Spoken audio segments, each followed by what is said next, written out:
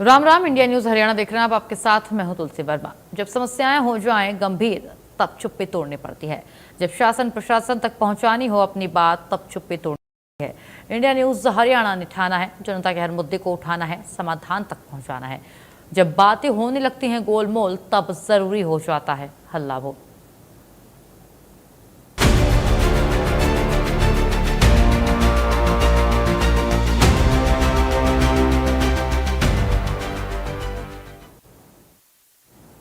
हल्ला बोल के इस खास पेशकश में इस हफ्ते हम बात कर रहे हैं अवैध अतिक्रमण, रॉन्ग साइड पार्किंग करने वालों के बारे में। कैसे ये सड़कों पर, बाजारों में अतिक्रमण करते हैं और जाम की स्थिति पैदा हो जाती है। बाजारों के लिए बनाई गई खुली जगह बिल्कुल सिकुड़ जाती है और आने जाने वाली जनता को दिक्कतों का सामना करना पड़ता है, परेशानियां हैं। और इसमें सिर्फ अतिक्रमण करने वालों की कोई गलती नहीं है। कई बार तो कुछ दुकानदार खुद अतिक्रमण ना करके दूसरी रेहड़ी वालों को चंद पैसों के लिए अपनी दुकानों के सामने रेहड़ी लगाने की अनुमति दे देते हैं। वहीं दूसरी तरफ जल्दी के चक्कर में और अपनी सुविधा के लिए दूसरों की सुविधाओं को ताक पर रख करके रॉन्ग साइड पार्किंग करने वाले भी बड़ी जाम की स्थिति पैदा कर देते हैं। कई बार ऐसे लोगों की वजह से लंबे कई घंटों के जाम लग जाते हैं। ऐसे में सवाल ये उठता है कि क्या इनमें प्रशासन की कार्रवाई का कोई डर नहीं है या फिर प्रशासन की कार्रवाई में ही कुछ कमी है जो ऐसे लोग बाज नहीं आते। आपकी स्क्रीन पर कुछ नंबर दिखाई दे रहे हैं, इस पर कॉल कीजिए, हमसे संपर्क करिए और इस मुद्दे पर क्या है आपकी राय, सुझाव है क्या, वो हमें दीजिए, दर्शकों तक पहुंचाइए।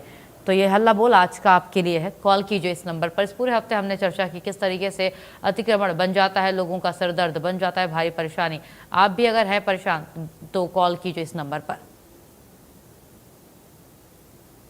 सवाल देखिए कई सारे हैं कि आखिर कब थमेगा अतिक्रमण, क्योंकि अतिक्रमण करके लोग भूल जाते हैं और जब सरकार की टीम पहुंचती है फिर लोग मानते नहीं हैं और कहते नहीं कि हमारा ये कब्जा है या हमने यहां कब्जा किया है।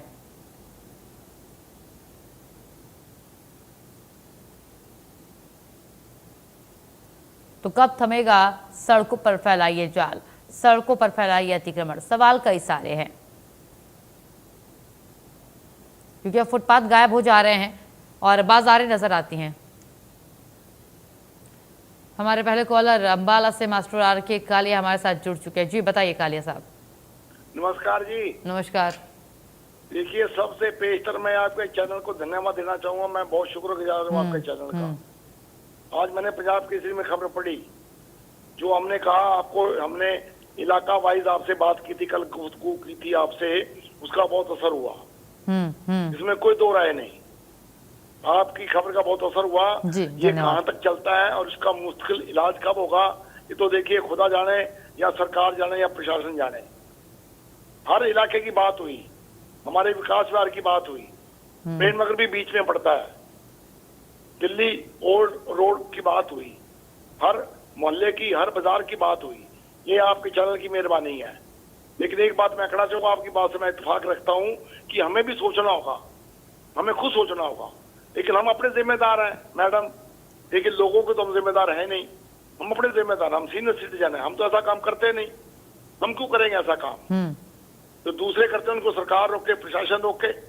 आपकी बात बिल्कुल ठीक है। कल आपने कहा था हमें भी सोचना होगा इसके बारे में, हमें भी जागरूक होना होगा। हम तो खुद जागरूक हैं madam. Senior citizen, retired master हूँ मैं, वेलफेयर मंच का प्रधान भी हूँ अपने इलाके का। लेकिन हमारी बहन है वो सुनीता ढाका, उन्होंने खुद मुस्तैदी से ये काम की जिम्मेदारी ली। सारी खबर है पंजाब केसरी में। अब इसी प्रकार मुद्दे उठाएं, बड़ी मेहरबानी होगी। हालांकि प्रेम नगर मेरे अपने हैं, सारे हमारे अपने भाई हैं, लेकिन फिर भी त्योहारों के दिनों में आगे तक ले जाते हैं वो अपना अतिक्रमण। तो हमें देखो उस बात से थोड़ी सी दिक्कत है, चाहे वो अपने हो चाहे वो बेगाने हो। तो आप एक अच्छी बात उठाते हो, अच्छा मुद्दा उठाते हो, बहुत बहुत शुक्रिया। इससे होगा भला, कभी ना कभी तो लोग सुधरेंगे या सरकार जागेगी, प्रशासन जागेगा, कुछ ना कुछ तो इसका हल होगा। बहुत बहुत शुक्रिया।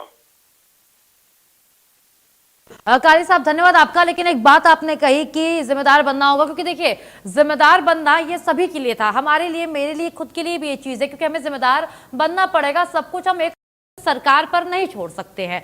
खैर, कंप्लेंट करना हमारे हाथ में। अगर कोई चीज जिसका हम विरोध कर रहे हैं हमें सही नहीं लग रही है, हमें लग रहा है कि यहाँ पर ये गलत हो रहा है, क्योंकि देखिए सरकार लगातार सड़कें हमें देती है, उसको बनवा करके हमें देती है, मार्केट का अलग एरिया डिसाइड होता है, फुटपाथ अलग रहता है, पार्किंग की अलग व्यवस्था होती है, लेकिन चंद रुपयों को बचाने के चक्कर में हम और आप जा करके ऐसे सड़कों पर अवैध पार्किंग कर देते हैं। अरे 9 घंटे की ही तो बात है, सामने ऑफिस है, तो उस 9 घंटे में आप ये नहीं समझते, आपसे मेरा आशय तमाम आम जनता से है, हम सभी से है कि आप उस 9 घंटे में हम ये नहीं समझते कि सामने जो पूरा इलाका भरा हुआ है अवैध पार्किंग से, उससे बाकी लोगों को दिक्कत हो सकती है। हमारे साथ गिरधारी लाल जी सोनीपत से जुड़ चुके हैं, हमारे अगले कॉलर। जी बताइए गिरधारी लाल जी।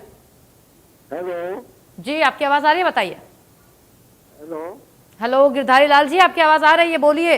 मैं बलदेव सिंह छत्रा से बोल रहा हूँ जी। हेलो जी आपकी आवाज आ रही है, बताइए गिरधारी लाल जी। मैं ये कहना चाहूँ जी कि जो ये अतिक्रमण होता है, इसमें नीचे के जो जिनका क्षेत्र है उनकी सबकी मंथली बंधी हुई है इन दुकानदारों से।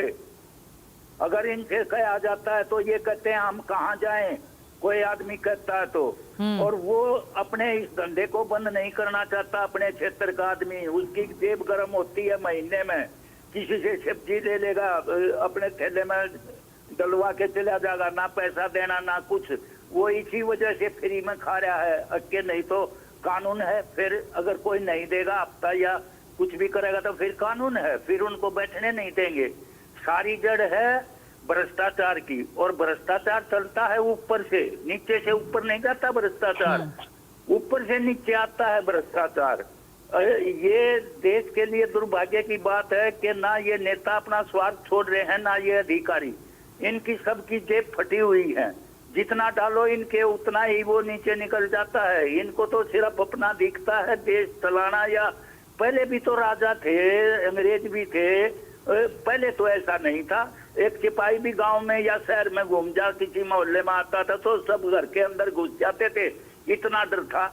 आज एसपी सामने खड़ा रहे जब भी कोई नहीं डरता, इसीलिए ना कि इनकी कमजोरी है ये। बिल्कुल देखना है, क्योंकि देखिए लोगों में डर बेहद जरूरी है। शुक्रिया गिरधारी लाल जी आपका। लेकिन देखिए डरना बात नहीं है, बात सम्मान की होती है। हमें उस पोजीशन का सम्मान करना चाहिए, उसकी इज्जत करनी चाहिए जो उनको मिली हुई है।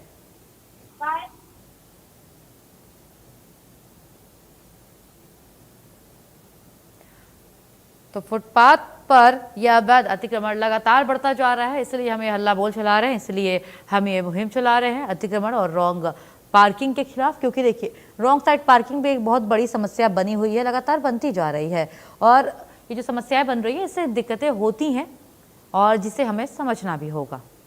सिरसा से हमारे अगले कॉलर बलदेव सिंह जी जुड़ चुके हैं। जी बताइए। मैं उसके बारे में कहना चाहूंगा जी, जो गिरधारी लाल जी ने कहा वो बिल्कुल ठीक कहा जी।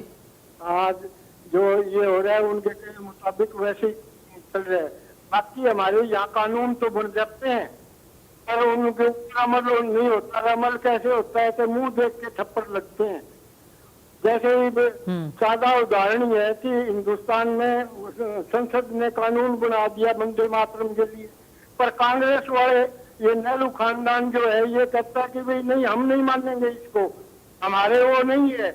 जब कानून बन गया तो ये इन्होंने पास कराया, ये चीजें आगे तो इनके ऊपर सबसे पहले FIR दर्ज होनी चाहिए। जब उस कानून में है कि अगर इसके ऊपर कोई बेइज्जती करेगा तो सबसे पहले उस पर लागू होगा। तो कल ही आपके इस चैनल ने दिखाया भी सोनिया ये गाना गाते वक्त वो कर रहे थे, तो इनके ऊपर करो, पर इनके ऊपर ये मुकदमा दर्ज नहीं करेंगे। गवर्नमेंट को करना चाहिए। ये अधिक है कि कोई मेरे जैसा आदमी उसके ऊपर करे हम आपसी में, तो ये आपसी में सब मिले हुए हैं। और खास तौर पर वैसे तो ये होना चाहिए कि सभी को छोड़ के एक नेहरू खानदान में इनको प्राइम मिनिस्टर दे दे और हरियाणा में हुड्डा साहब को दे दे मुख्यमंत्री का पद, बाकी कोई जरूरत नहीं। एक नेहरू खानदान जो कहेगा हिंदुस्तान में वो चलने वाली बात हो रही है। कांग्रेस में ये तो कोई है ही नहीं जो इस चीज को, क्या कांग्रेस की कार्य समिति में ऐसा कोई नहीं था जो ये कहे ये एक वंदे मातरम हिंदुस्तान का गान है और सभी के लिए है। जबकि ये मुस्लिम का नाम लेते हैं कि मुस्लिम प्रवक्ता ने शायद आपके चैनल पर या दूसरे चैनल पर डिबेट हो रही थी, उसने कहा भी ये सारे गलत हैं, ये सिर्फ वोट के लिए करते हैं। मुस्लिम धर्म में ऐसा कोई वो नहीं है कि इस चीज को गाने से कोई उनको एतराज हो। आम जनता ऐतराज नहीं करती, कांग्रेस वोट के लिए अपना वो कर रही है। और खास तौर पर ये गांधी परिवार जिसने पहले हिंदुस्तान का बंटवारा कराया और करवाना चाह रही है। पीछे से इसने कहा राहुल ने कि दक्षिण भारत के साथ अन्याय हो रहा है। बताओ क्या अन्याय हो रहा है? जब ये कह दिया परिसीमन के लिए भी सब क्षेत्रों का जितना है उसका दुगुना होगा तो उसमें अन्याय वाली बात कहाँ से रहेगी? ऐसे ही पंजाब में के सिखों के साथ अन्याय हो रहा है, उससे पूछो भी सिखों के साथ अन्याय किया तो तुमने, तुम्हारे दादी ने, इंदिरा ने किया, जिसने एक उसको आपने अकाली दल को खत्म करने के लिए भिंडरवाला को खड़ा करके आज हिंदू धर्म में और सिख धर्म में खाई पैदा करती। तो ये सारा कुछ कांग्रेस को तो सिर्फ एक नेहरू खानदान दिख रहा है। इनमें से ऐसा कोई बोलने वाला नहीं जो इनकी गलत बातों को ये कह दे। इसके बारे में मैं यही कहना चाहूंगा जी, कानून बनते हैं पर उस पर अमल नहीं होता। अमल होता है छोटे परिवारों के लिए, उसके लिए, इन बड़ों के लिए कोई नहीं है। अगर ये करते हैं तो इस पर नेहरू खानदान पर ये करके दिखाएं मुकदमा गवर्नमेंट। तो नहीं, आज 3 दिन हो गए इनके ऊपर सरकार की तरफ से ये किया गया जबकि ये हो रहा है। तो इसके बारे में मैं यही कहना चाहूंगा।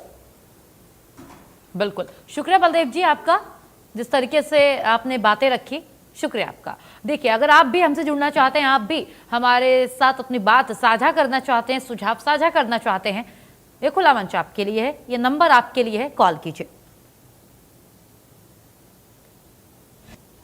हरियाणा का रेवाड़ी हो या अन्य शहर, तमाम जगह अतिक्रमण की बड़ी समस्या है। बाजारों से निकलना मुश्किल है, लेकिन तमाम दावों के बावजूद हालात सुधरते नहीं है। बड़ा सवाल है कि आखिर जब भी नई शहरी सरकार का गठन होता है, तमाम दावे किए जाते हैं, लेकिन हालात में सुधार नहीं होता।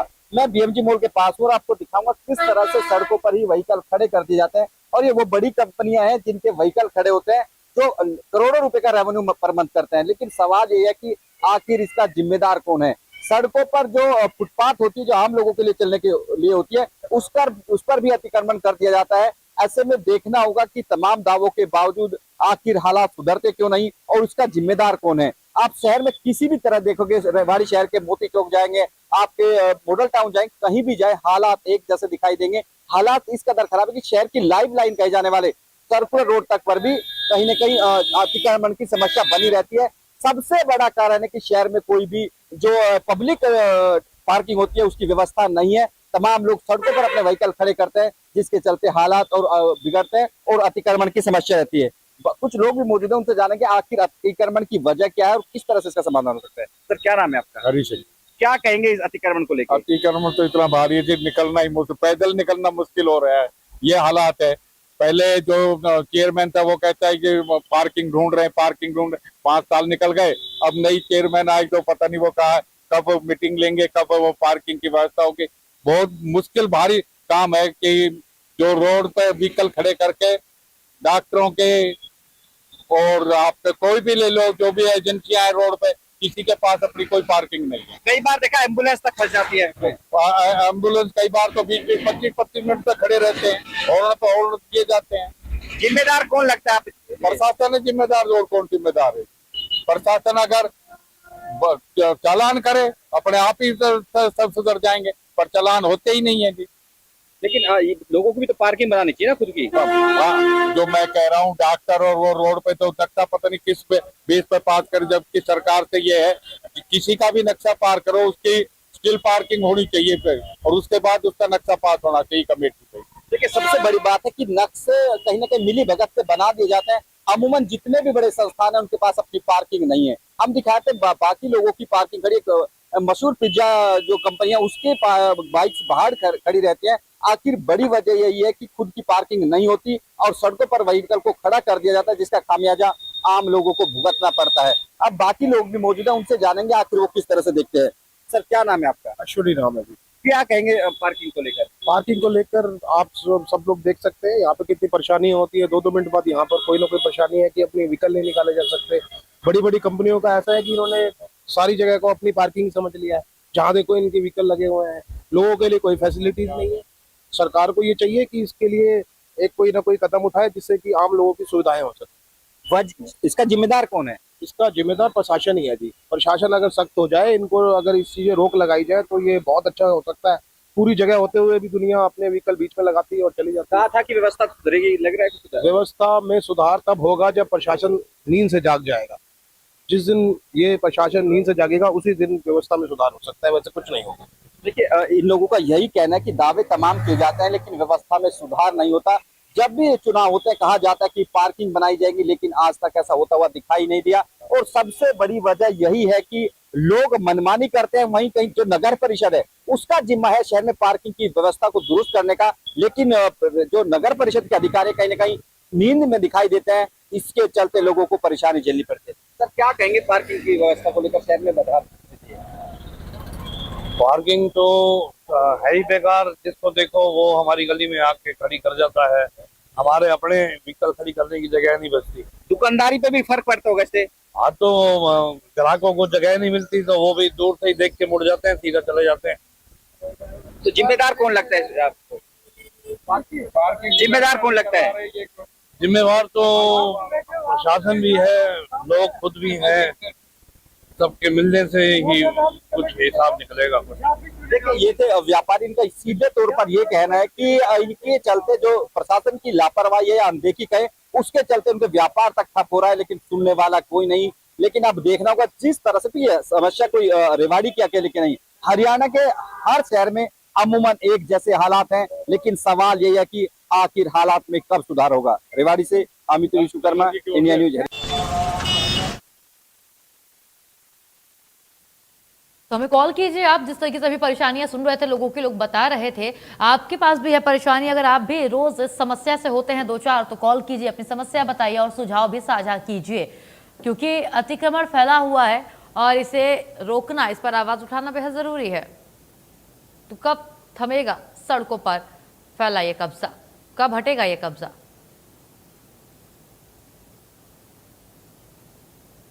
ये नंबर आपके लिए, कॉल कीजिए और बनिए हल्ला बोल का हिस्सा।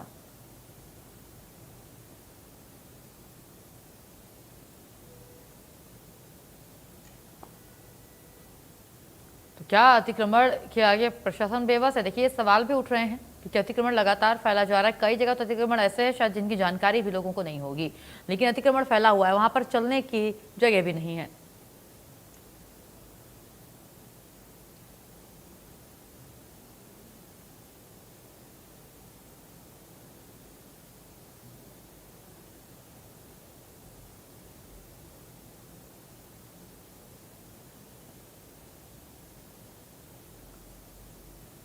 नागेंद्र सिंह नेगी हमारे साथ जुड़ चुके हैं हिमाचल की मंडी से। हेलो जी बताइए नागेंद्र जी। नमस्कार मैडम जी, मैं हिमाचल प्रदेश के सरकाघाट मंडी के नागेंद्र सिंह नेगी बोल रहा हूँ जी। जी नमस्कार, बताइए। मैं मैडम जी, हिमाचल प्रदेश में ये जो अनुचित जो बेतरतीब जो निर्माण है, जो वन और सरकारी भूमि के ऊपर अतिक्रमण है, इससे यहाँ की तो परिस्थितियां ही बदल रही हैं जी। क्योंकि जहाँ जहाँ भी जगह मिलती है किसी को, तो वहां पर ही वो अतिक्रमण करना शुरू कर देता है। नदी नालों में तो लोगों ने घर बना दिए। अब जब प्राकृतिक आपदा और आधारभूत जो ढांचा है हमारा वो कमजोर पड़ने से उद्योग जगत को बहुत बड़ा नुकसान हो रहा है, पर्यटन उद्योग को खासतौर पर जी। और इसके जो प्रतिकूल प्रभाव पड़ रहे हैं मैडम जी, पर्यटकों को बहुत ज्यादा असुविधा होती है। पंजाब, हरियाणा, दिल्ली से जो नीचे मैदानी क्षेत्रों से देशी विदेशी जो पर्यटक आते हैं, उनको भारी समस्या का और बुनियादी ढांचे पे बहुत बड़ा दबाव पड़ रहा है। पर्यटकों की बहुत ज्यादा आवाजाही आती है, तो अनियंत्रित जो निर्माण कार्य है, जो सड़कों के ऊपर ही रेता बजरी और कचरा प्रबंधन का जो समस्या है उसकी वजह से, और कई किलोमीटर जो है वो सड़कों के ऊपर जाम लग जाता है। और ये जो भू संरक्षण है, जो हमारे यहाँ पर जो मिट्टी का कटाव है, वो उसका एक बहुत बड़ा खतरा हो गया है। आपदाओं की वजह से नदी नालों के किनारे जो नियमों के विरुद्ध जो निर्माण कार्य है मैडम जी, उसका बहुत बड़ा, और पर्यटकों को आकर्षित करने के लिए जो पहाड़ हैं, जो यहाँ के जंगल हैं, उनके सामने तो एडवर्टाइजमेंट के बोर्ड बड़े बड़े लगे होते हैं, जिससे कि बहुत सारे एक्सीडेंट होने की वजह भी बनती है मैडम जी।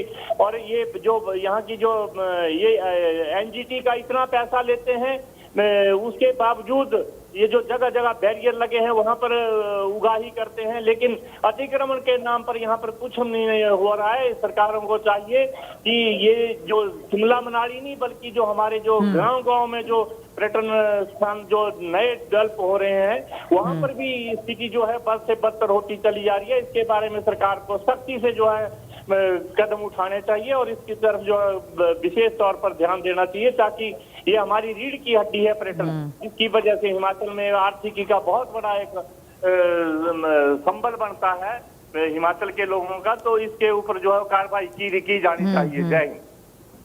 बिल्कुल, शुक्रिया आपका नागेंद्र जी बातचीत करने के लिए और हमें कॉल करने के लिए। तो देखिए किस तरीके से सुझाव दे रहे हैं लोग, जुड़ रहे हैं हमारे साथ, समस्याएं भी साझा कर रहे हैं, क्योंकि देखिए समस्याएं हैं और इससे हर कोई जूझता है, परेशान रहता है।